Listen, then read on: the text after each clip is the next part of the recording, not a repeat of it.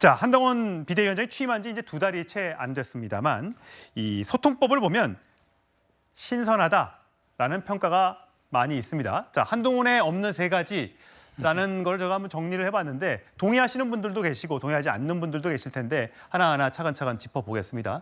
일단 남이 써준 연설문이 없다. 보통 본인이 직접 쓴다고 하고요. 외부 출신 참모가 없다. 밖에서 데리고 들어온 참모가 없다. 그리고 티타임을 잘 하지 않는다. 요 3가지가 최근에 한동훈 위원장에서 보여지는 3가지라고 하는데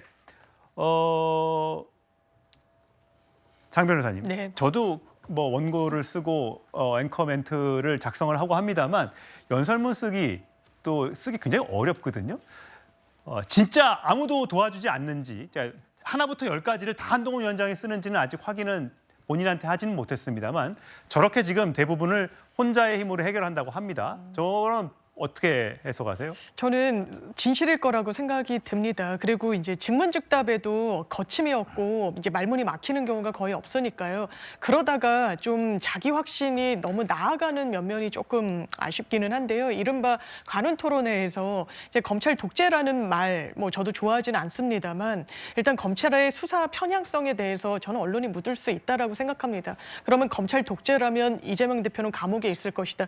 굉장히 과한 표현이라고 생각합니다. 그리고 야당의 대표에게 그렇게 함부로 언급해서는 안 되고 또 무엇보다 한동훈이라는 정치인을 아끼는 분들에게 실망감을 주는 언사라고 저는 생각합니다. 너무 날선 그리고 상대방을 적으로 규정하는 건 본인의 신뢰 자산을 상당히 잠식을 하고 갉아먹는 부분이 있기 때문에 참모들의 도움을 받으시는 것도 좀 필요하지 않을까라는 생각이 듭니다. 예, 한동훈 비대위원장이 법무부 장관 시절에 뭐 차량의 문을 누가 대신 열어준다거나 닫는다거나 이런 불필요한 의존을 하지 말아라.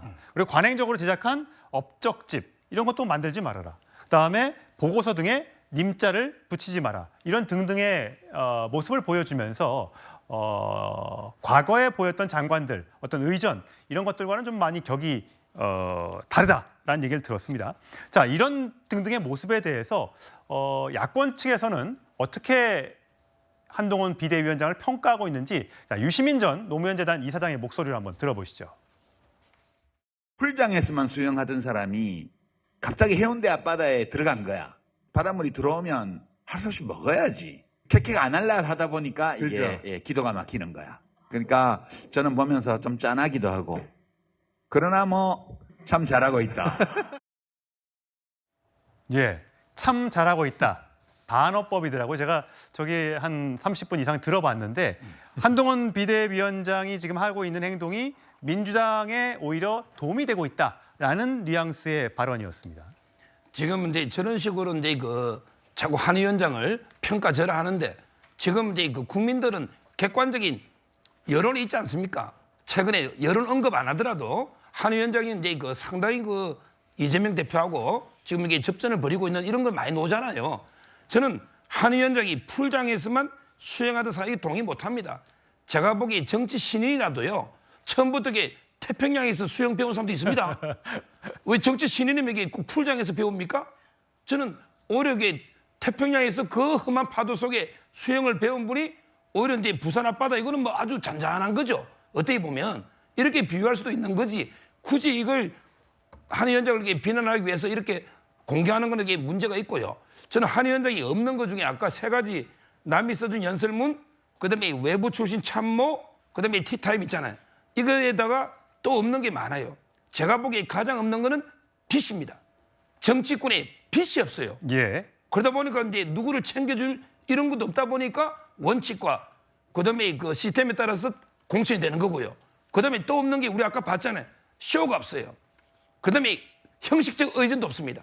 이게 한 위원장이 저는 매력이다.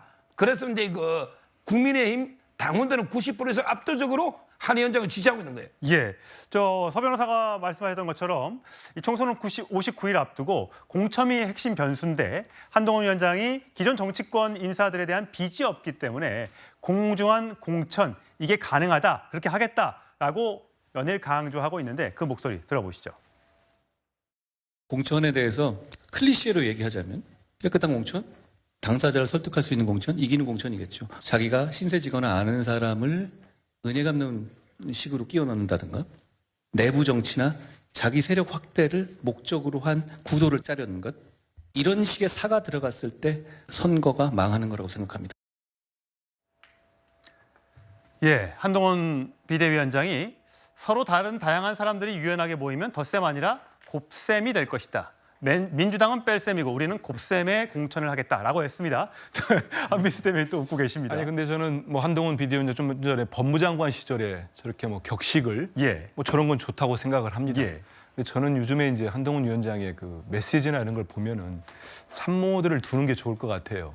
뭐 제가 듣기로는 뭐 외곽에 참모가 있다는 설도 있습니다만 예. 뭐 제가 확인 안 했으니까 특히 지난번에 대통령과의 충돌 때 외부에 조언했던 팀이 있다. 사퇴하면 안 된다. 이런 얘기는 좀 있습니다. 예. 기자들 사이에.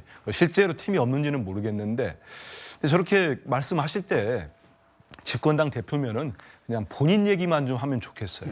무슨 민주당은 뺄셈, 또 민주당 당대표. 특히 지난번에 그 유난 충돌 이후에 관저 가가지고 식사를 관저입니까? 뭐 용산 대통령실은 모르겠는데 오랫동안 하고 나온 다음에는 정말로 좀 미안한 얘기입니다만 김건희 여사의 김자는 완전히 사라졌습니다. 그 뒤부터는 유독히 야당 대표와 이재명 대표와 야당에 대한 아주 거친 공격이 많아요. 근데 그거는 분명히 효과는 있을 겁니다. 뭐냐?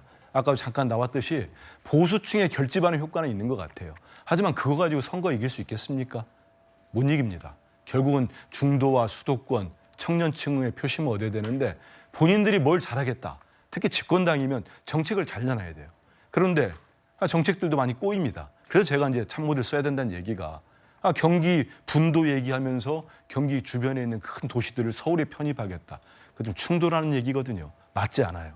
그리고 지금 공천 얘기했지만 일단 저는 한동훈 위원장이 최근에 본인의 1호 공천이라 할 수 있는 김경률 비대위원이 불출마 선언하면서 상당히 모양새가 안 좋아졌습니다. 그래서 저런 말씀하실 때도 실제적으로 실질적인 뭔가를 보여줘야 될 겁니다. 예. 정말로 친윤 공천이 안 되고 한심 공천이 아니고 말 그대로 국민의 눈높이가 맞는 공천이 될 거냐. 그런데 지금 중진들이 많이 움직이고는 있습니다만 실제적으로 대통령의 의중을 반영하는 정말 친윤 이런 분들은 지금 양지에 거의 다 내려가고 있거든요. 예. 국민들이 다 보고 있습니다. 예, 13일부터 이제 공천 면접이 진행된다고 하니까 국민의힘의 공천 작업도 좀 볼 필요가 있을 것 같은데 지금 보면 아까 한민수 대변인 얘기한 것처럼 일부 중진 의원들은 전략적으로 딴 데를 배치를 하고 있고요. 김성태 전 원내대표 같은 경우는 이제 컷오프가 되면서 굉장히 지금 반발을 하고 있어요. 본인은 뭐 3당은 가지 않겠다라고 얘기는 하고 있습니다만 굉장히 그 윤핵관, 소위 말하는 윤핵관들을 상대로 센 소리를 하고 있어서 네. 당에는 좀 부담이 되겠어요. 지금 한동훈 비대위원장이 공천 전략을 얘기할 때 곱셈의 공천을 하겠다고 예. 했잖아요. 여기서 정말 주의할 게 있습니다. 곱셈은요. 여러 숫자들을 다 곱하더라도 0이 하나 들어가면 반드시 0이 됩니다. 그러네요. 그러니까 0이라는 공천이 있으면 안 됩니다. 국민 눈높이에 제로에 가까운 공천을 하면 안 된다는 거죠. 223개 모든 지역구에서. 준비 많이 해오셨네요. 네. 그렇기 때문에 이 곱셈의 정치 또 곱셈의 공천을 하겠다는 데에는 이번 그 공천에 임하는 한동훈 비대위원장의 의중이 그대로 숨겨 있다고 봅니다. 예. 첫 번째는 공정한 과정을 강조했고요. 가장 중요한 건 이길 수 있는 공천을 하겠다고 했습니다. 이 과정의 공정과 이길 수 있는 공천을 하는 데 있어서 반드시 곱셈의 공천이 이루어져야 한다고 보고요. 아까 한동훈 위원장이 없는 세 가지를 비교적 제가 그래도 가까이에서 지켜본 사람으로서 말씀드리자면 남이 써준 연설문 있잖아요. 정말 없습니다. 왜냐하면 한동훈 위원장이 직접 휴대폰으로 이 연설문을 쓴 경우가 굉장히 많습니다. 휴대전화 연설문이 들어가 있어요? 휴대전화를 통해서 이거 관훈 토론 끝난 후에 기자분들과 만난 자리에서 자기가 휴대폰을 통해서 연설문을 직접 쓰는 경우가 많다라고 분명히 얘기했고요. 외부 출신 참모는 지금 아무도 없다는 건 뭐 객관적으로 드러난 사실이고 티타임은 일단 저도 티타임을 못했기 때문에 차담회가 별로 활성화되지는 않은 것으로 알고 있습니다. 예. 어쨌든 가는 곳마다 굉장히 많은 인파들에서 둘러싸여 있는 한동훈 비대위원장. 일각에서는 저런 모습이 얼마나 오래 가겠느냐라고 했습니다만 아직까지는 가는 곳마다 많은 사람들을 끌고 다닌다는 모습을 화면으로 확인할 수가 있었습니다.